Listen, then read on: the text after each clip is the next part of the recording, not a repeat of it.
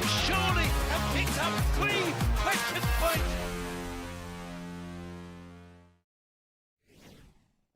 Well, it's the penultimate game of the League One season, and games don't come much bigger than this. A point or even 3 points today could secure Orient's League One position for next season. A loss, and we don't really want to think what's going to happen there, but it's a beautiful day to be by the seaside, and we're bringing you all the action here as the O's face Blackpool up in sunny North West. And I'm delighted to be joined here in the studio by Glenn Wilkie and Elliot Byrne. I'm feeling the pressure, Glenn. We've gone from a place where everything was rosy after 5-6 games where we'd picked up lots of points, and now there's just a bit of nerves around. What, at the beginning of the season? Or no, now. Yeah, it's it. I woke up at 5 o'clock this morning, and the first thing I thought about was today's game. I'm slightly nervous as well, but confident as well. It's a big game. Over 500 Orient supporters gone up to the North West and be cheering the boys on. But it's... feeling the nerves, I must say. I'm feeling the nerves. Can we try and spin that into a positive? Perhaps, you look at the last few games, maybe after that run we went on in March time, that maybe we felt safe, but now there feels to be a bit of pressure on the game. Hopefully we see a bit of a jump up and an increase in intensity and hopefully some points. Yeah, I think the equation starts to become quite simple. We need to start winning. We need to win today, or we need to win next week. So the players know what they have to do, and they know what we need to get out of this. So everything that's come before, whatever's happened in the last few weeks, kind of goes out the window. It's all about today, and we've just got to show up, hopefully. And I mean, we've got to focus on the task in hand. But as I said, it's a big day across League One. Burton playing Exeter, which I'm sure we'll be keeping a close eye on throughout the course of the show. Yeah, it's like this time of year, all supporters, whether they're at the top of the league, in the playoffs, near the bottom, everyone's checking their phones now. They've got the luxury of doing that in this day and age, checking other scores coming in. You hear cheers in the crowd when nothing's happening on the pitch and all sorts. So it's a really exciting time. But going back to today and what Elliot said, it's for the team, you've got to put out of your mind what's happened in the last 3 or 4 weeks. This week's training is solely focused on today's game at Blackpool. And it's about getting the group buoyant, because their heads have dropped and we know that confidence is low. How do you pick them up? The management and the coaching staff have been doing that all week.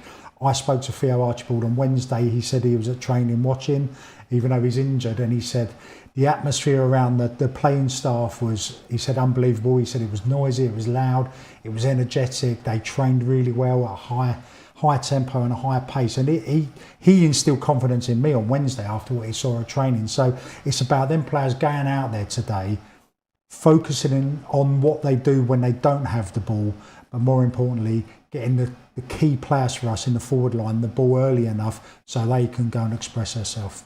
Just to take a brief look away from the O's at the moment, MK Dons' victory means they're joining Bromley in promotion this season, and to drop another division down, wait for this, we were discussing it just before we came live, York have scored in the 103rd minute to clinch promotion. Wow. How exciting is this time of the season? Oh, it's brilliant. Maybe not for us. That's why we love football. But let's not talk about it. No, but it is that time of the season, as Glenn was saying, let's turn this pressure and this nervousness into a bit of excitement and hopefully confidence.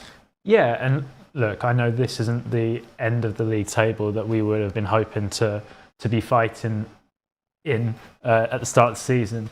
But these are the games where, what you want to be in as a footballer. You want to be in games that matter. You want to be in games that have pressure and have, things attached to them. I saw a nice clip where it was, at the time Hiddleston was talking about Arsenal's run in, and he talked about pressure being a privilege, and that's kind of the mindset that our players have to take on today. There's a lot riding on these games. Yes, it's so much nicer if we were pushing for the playoffs or pushing for automatic promotion. But the game matters, and that's, they've got to try and make the most of that and show the best version of themselves, because we haven't necessarily seen that for most of the season. Wow, Elliot covering Arsenal there. So we've near enough covered every division in the top 5 flights. Leicester coming down, of course, an exciting bit of news, hopefully for a little character going play at the Premier League champions next season. Yeah. Going back to what you said though about the players want to be playing in these type of games. They don't really, not at the bottom of the league. I remember I was in this division in a Leyton Orient team. We got relegated. In the changing rooms below us, where we're sat in now. the changing rooms below, and the games before that. The thing is, you're going out on the pitch, and yeah, we had loads of injuries and players out and whatever, key experienced players. And the thing was, you wanted to get out of trouble for the team and for the club and the supporters and everyone. And why you was in the game, why you're 0-0 or 1-1 or whatever it is, you've got that fight and energy. As soon as the other team score, your heads drop and you think, here we go again. And that's why you need strong characters on the pitch and good experience on there. Because if we do go behind, you need them characters to give you a lift, and then you need to sort of get back in the game as quickly as possible. This is the other thing, it's not as much as they're playing for the team and playing for us, the supporters, but they're playing for themselves. They've got to start representing themselves as best as possible, because some of these players might not be at Leyton Orient next season, so they might be playing for their next move or their next opportunity, or to get another contract, or whatever the motivations are. They've got to go out there and represent themselves well, because these are the games where if I'm someone that's looking at these players going, do I want to take them on next year? I'm looking at their character they're displaying in games like this, where there is pressure and where, as you say, it's maybe not the most, not the position they want to be in, and the games are tough. This is where it really matters. Well, hopefully today will be exciting for all the right reasons. Of course, Richie Wellens serving one of his suspensions today, so he won't be on the touchline. So let's hear from the assistant coach, Paul Terry. PT, Blackpool to come, our last away game of the season. How tough a test is that going to be? Yeah, it's a tough test, but we're at that stage now, George, where whatever's gone is gone. We've got 10 days left of this season, and we've got to put all our focus into that. Players, fans, everyone, and just put our focus into the next 10 days now and get the results that we need. Yeah, what has been, you say focus there, what's been the focus the last couple of days in training? Yeah, it's just been to focus on the job in hand and what's needed, what's required to go and get what we need out of the next 2 games. The lads are in good spirits. They've been good this week. We've had to pick them up at the start, but you know what? Since then, I've got to say they've been very good. Blackpool are in good form themselves. I think they were in a sticky situation. They're now 6 clear, so more or less safe. What's been important to their revival, do you think, from what you've seen of them? I think it's just been consistency in what they do. They're very consistent. Ian Everett's got a team that plays. He knows the way he wants to play. He's got the players that are playing that way now. It took a little while, I think, when he first went in, but you can see that they are a good team, and you can see why they've been on a good run. Like you say, 6 points clear of it now, but in their minds, they'll still be thinking they need at least another point. So it ain't going to be easy. We ain't taking it easy. They won't take it easy. But as I say, we've all got to stick together. We've got 10 days left, and this is the business end now. We need to make sure we step up. Is that potentially helpful for us? Obviously, Rotherham came to us last weekend with nothing to play for, and it maybe that situation didn't bring the best out of us. So just having something really riding on it, is that helpful for both teams, do you think? I don't know. I can't speak for them. I can only speak for us, and we've got to stop worrying about what other teams have done or what the other teams are doing. We can only concentrate and control what we do. And maybe we came away from that a little bit on Saturday against Rotherham. It wasn't good enough, and we know that, and we've assessed it and we've debriefed it and we've put it to rest now. You know what I mean? Because as I say, we've just got to look forward. But listen, we can only concentrate on us, and if we do our jobs, then that'll be enough.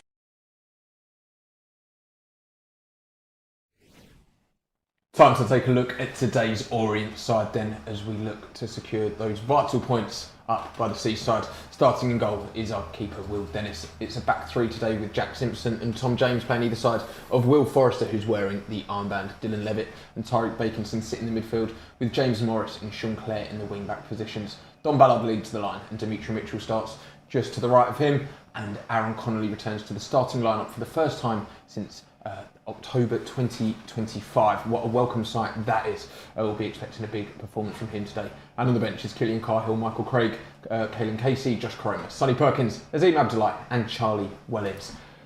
Let's start with the big news. We obviously saw him come back for half an hour last Saturday. It looked as though he was finding his feet still, but the coaches clearly think that he's ready and we need him. Definitely, when he came on, the crowd, the lift, it gave everyone in the crowd, because we know what a top player he is, right? Thing was, last week we were losing the game, and he felt like the responsibility was on him to turn it around, and I think he just tried a bit too much at times, and he lost the ball, and he was getting frustrated with himself. I think today, starting the game, I don't expect him to play 90 minutes. I think he could play a half or maybe 60 minutes, but he's had another week's training. We know the quality he's got. I think he needs to just get himself into the game, pass the ball simple when he can, but when it is on 1v1 and he can get out one of the fullbacks or the centre halves and maybe a little 1-2 with Don Ballard, get at him, I think it would be ideal. And I think it's a really good decision to start him today. I said last week after the game that I'd like him to start, regardless of his fitness, purely because with him in the team, we might get opportunities to go in front. What we don't want is, like, we could be behind and we bring him on at half time or stuff, and you're chasing the game, and their defence, they put extra bodies behind the ball, so it's harder to break down. At least with the game, starting the game fresh, it's going to be an open game, gives him a bit more extra space. As long as he's good and he's got no ill effects with his injuries or whatever, it's just purely fitness. If he manages his game in the right way today, he's going to be so important. I mean, in terms of quality, Elliot, we saw in that first 3-4 months before he picked up that injury. I think even when he was carrying an injury, he was superb. You can almost put your house on that we wouldn't be in the league position we are if we'd had him all season. Yeah, I think Aaron, when he's fit and playing well, is one of the best players in the league. And you'll see from some of these clips here, this highlight reel that we're showing you now is sensational when you consider how few games of a window this was for him to perform. But he was absolutely brilliant. He can, he obviously covers a few different positions. You could play him as the number 9. You can play him out wide. You could play as the number 10 if needed. And what I really like about Aaron is that he really takes responsibility. I think when the going gets tough, there's not a player out there who will show for the ball more than Aaron will, who will want to take the responsibility of driving forward and trying to change things, than he will. And that's such a good asset in this moment. I'm sure the management team probably in an ideal world wouldn't be starting him today. They'd love to be able to manage his return to fitness a bit better, but ultimately we're in this position we are in, and if we're ever going to take a risk and put a player in, it's going to be Aaron Connolly. It's going to be now. I think that's a really key point what you just come up with there about he always wants the ball. Always wants the ball. Give me the ball. Give me the ball. He's like that boy in the playground, right? And I think that's what we've been lacking over the last few weeks. When times are tough, you do. I'm not going to name names, but you get players who hide behind another opposition player, and they're free, and they don't want the ball because they're playing with fear, and they don't want to give the ball away, and they don't want to make a mistake because the crowd might get on their back or it may lead to a goal, and they don't want to be the one to blame. And that happens when you've got a lot of youngsters in the side, not big personalities. And we spoke about personalities earlier. Aaron Connolly in the side, completely different player, always screaming for the ball, and he's not the captain, but he will lead by example today. And you can forgive him if he gives the ball away a few times, because he'll give it away and then he'll demand the ball back the next time. And you just want players to take a risk and go for it and try to affect the result. And you're going to get that in abundance from. And that's what you've just said there. Take a risk. How many times this season have we played safe? We've gone backwards. We've kept the ball. We've not tried that extra pass, or we've not tried to beat a player because we want to keep the ball and we've been too safe. This time of the season, where we are in the league, we need players who are going to take a risk. Before that injury as well, he was in position, he was the top goal scorer in the league.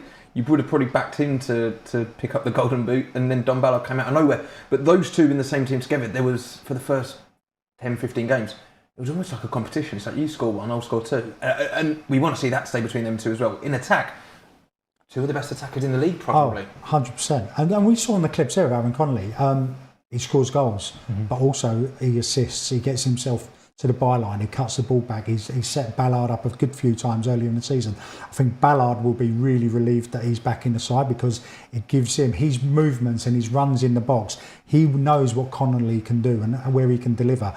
So sometimes when you're playing up front on your own, you're playing with your back to goal and you're playing against 2 or 3 centre halves. It's very difficult. With Connolly, he's going to get past the defender, or the balls he can play, and it tees it up. It tees it up for Ballard to make different kinds of runs to how he has in the last couple of months, even though he scored goals. And even if it's Aaron taking shots from the edge of the box or something, Dom's going to know that Aaron's going to take those strikes and can put himself in the frame of the goal and try and sweep up a rebound. So it opens up several different avenues for Dom to score. It's exciting. Come on, ready for it. That excitement's picking up, and I'm glad. I'm getting more nervous as we go on. We've got to be defensive. We're talking about going forward and attacking. We can't do what we've done against Rotherham. Concede a silly goal, deflection. Not be on our game defensively. It's a back three today. What do you make of it? And this isn't really going to answer your question, but what I'm quite looking forward to, I saw in the week that Blackpool had won an award for the best pitch in the league or the best grounds team in the league. So, that indicates that we're going to go out there, it's going to be a lovely surface. And we've put some real ball players in that team today. Dylan Levitt being back, someone who likes to get on the ball and dictate, in that back three having, Tom James in there. So I'm hoping we can maybe find the way to build up play a bit more than we maybe have been able to in previous weeks, and I'm hoping that might suit us today. The back 3-5 debate though, Glenn? What's the debate? Is it a 3 or a 5? Not if it's a 3 or a 5. It's all about being disciplined, right? We need something from this game today, whether it's a point worse ways or 3 points, which we'd love. It's about discipline. The back three, the three centre halves, you've got to be disciplined. When you don't have the ball, the wing backs drop in, so you become a 5. You've got to do that, and it's sooner. And I really hope, and I know they probably would have done this in training, because you've got different personnel. Over the weeks, we've not had a steady backline all the time because of injuries or suspensions, whatever. They would have worked this week on, as soon as we lose the ball, whether it's on the right or the left, this is a shape. This is what we do. We get into that, be really, really hard to break down. The midfielders drop in front. So you've almost got like a 7 behind the ball. You say, where's the space? Where do we want to move them? But we've got to do that in transition. When we're attacking, that's when we've got to be paranoid and solid.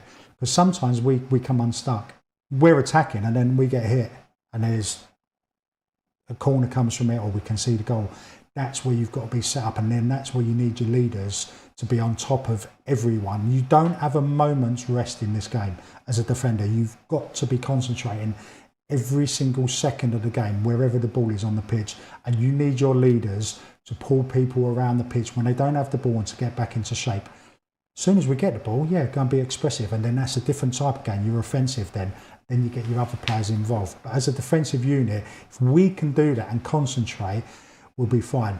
Concern for me is they've got they've got a few people who can deliver a very good corner or free kicks. And they've got a few big boys in there who can score goals. That's where we've been weak this season. We need to be strong at that also. It's the battle in the midfield as well that interests me slightly. Of course, you've got a duo that we haven't seen tons. Obviously, Levitt has been injured. He's come back in the last couple of games. But him and Baconson in there, they're very contrasting players in the sense of, well, definitely size. But yes, how do you expect them to battle up against an old face we know, Jordan Brown? Yeah. Saw recently that Jordan Brown made his 50th appearance for Blackpool, which highlights how just ever present he is. And you know what you're going to get when you face Jordan Brown. Like he's very honest, and he's not going to shy away from anything. So it's going to be really important, particularly for Tyreek Baconson, that he does everything he needs to off the ball, because Dylan's obviously very, very creative on the ball, but he's off the ball and winning tackles and winning the ball back is probably not his biggest strength. So it's going to be a lot on Tyreek to do that, who hasn't necessarily always had to do that. When Azim Abdullah is on the pitch, he could maybe focus a little bit more on stepping forward, because we know Tariq's got that capability. So it's going to be big for him, and they're going to need the support from the wing backs and the centre backs stepping in. But if we can win the ball back quickly, we've got the players there to put their foot on it and start attacks. Well, that's our take on the Orient side. And now we're going to take a look at the home team very shortly. But first, let's hear a message from the chairman. It's Nigel Travis.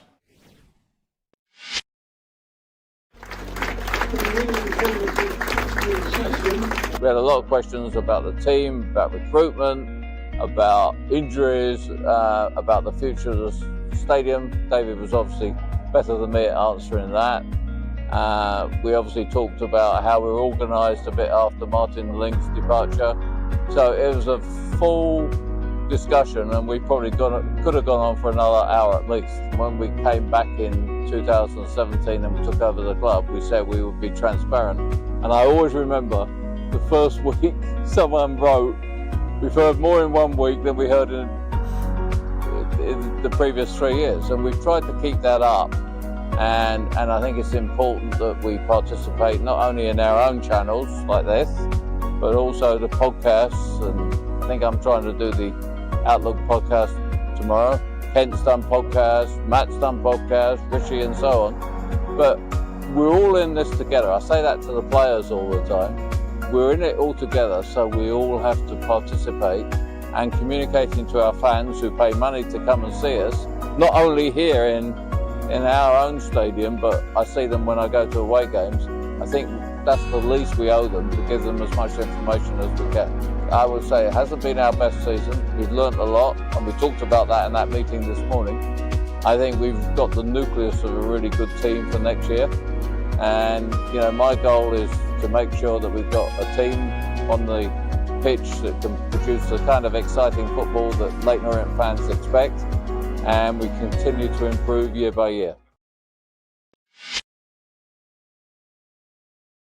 Is lunch at work awesome? If so, tune out now. If not, keep listening.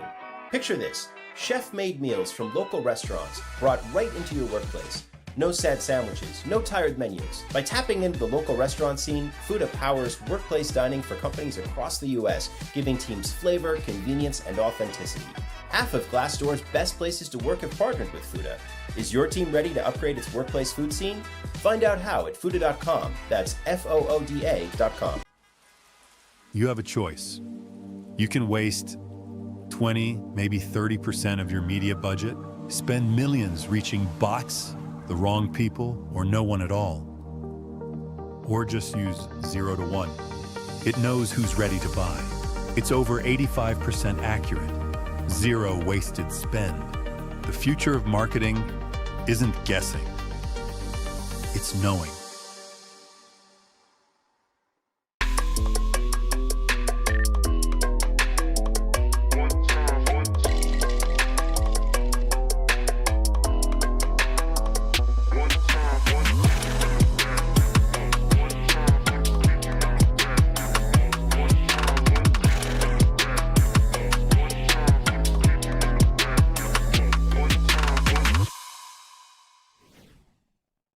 Welcome back, and you of course just before that break there heard from the chairman Nigel Travis. And if you find yourself in Boston this summer for the World Cup, or maybe if you haven't even got your tickets booked yet but fancy going over there, or of course if you're from the States yourself, then take a look at this. There is a Q&A session with multiple guests, including our very own Theo Archfield, being held in Boston on the 22nd of June at 6 p.m. Tickets need to be booked in advance, so make sure you scan that QR code or head over to the website to pick up the O's fan event during the FIFA World Cup there. And of course, if you're watching along live on our YouTube stream, then don't forget to pick up your match pass for today's game. All of the action is here on Orient Live. UK fans, you can listen along with our audio passes with Dave and Matt, or if you're watching from overseas, you can pick up a match pass to watch along for just £10. And if you do that, of course, you will get next games included for that £10 as part of a special offer as well. So you'll be able to watch this afternoon's game and the next Saturday's game against Burton Albion for just £10. So don't hang about, get over to the match centre and pick up your passes for that one. But now we haven't got long to go until kick-off, so let's take a look at the Blackpool side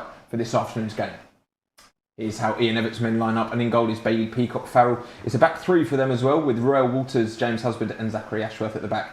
Jordan Brown sits just in front of them with Oliver Casey, and the captain CJ Hamilton in the wing-back positions. Corey Anderson and Leighton Clarkson are in the midfield, with Tom Bloxon and Dale Taylor up top. And on the bench is Franco Ravazzoli, Andy Lyons, Olachukwu Nkwanko, Joel Randall, Ryan Finnegan, Ashley Fletcher and Niall Ennis. Now they're more or less safe, Glenn, but they probably haven't had the season they were expecting to have with the money they've spent, and they had a very esteemed manager in Steve Bruce. Things have picked up recently for him, though. Yeah, they have. I was doing a bit of research this morning. Wow. I know, unbelievable. Leave it to the last. Well, it's my last appearance of the season. But I was speaking to a North West football correspondent, a guy called Sean Egan this morning, who I know very well, very knowledgeable guy on Blackpool. And he was saying in the last 6-7 weeks since they've turned it around, that the chairman sent out a open letter to supporters saying, we really need you. And they've turned up in their droves, they've been noisy. He said that's really helped them. Apart from that, Ian Everett, the manager, has brought in Steve Thompson on the coaching staff, and he said that's been a massive difference. And what I noticed, we're seeing some clips of the goals they've conceded this season, but in the last few weeks, and certainly last week at Wickham, they went down to 10 men with 20-30 minutes to go, and they held out. And he said to me, Sean said to me, the fight and the spirit within the team, everyone is backing everyone in the team, and that's what's gotten these points in the last sort of 6 games. So it's going to be difficult for us today, but looking early on in the season with the goals they conceded, you can see why they are near the bottom of the league. You're waxing lyrical there, Glenn, about their recent upturn, but they are still mathematically not safe, which might not be a great thing for us, but as you've already touched on as well, a defence that maybe has that in there. Well, yeah, they've conceded goals, but you've got to look at current form, right? We need to go there. We can see the pictures now. Great pitch, like Elliot says, won the award for the best pitch in League One. It's going to be difficult today. Their last home game of the season, they just need a point to secure their status in League One. It shouldn't really be needed from the other games, but difficult for us today. We need to be ready. We need to be aggressive. Say it every single week. Go out there, start fast. Well, what a beautiful day for a game of football, and it looks like there'll be a moment of respect at the end of this season for Blackpool's final home game. So before that commences, let's hand over to Dave Victor and Matt Hiscock. Well, welcome to Bloomfield Road, where this afternoon is going to start with a minute's applause.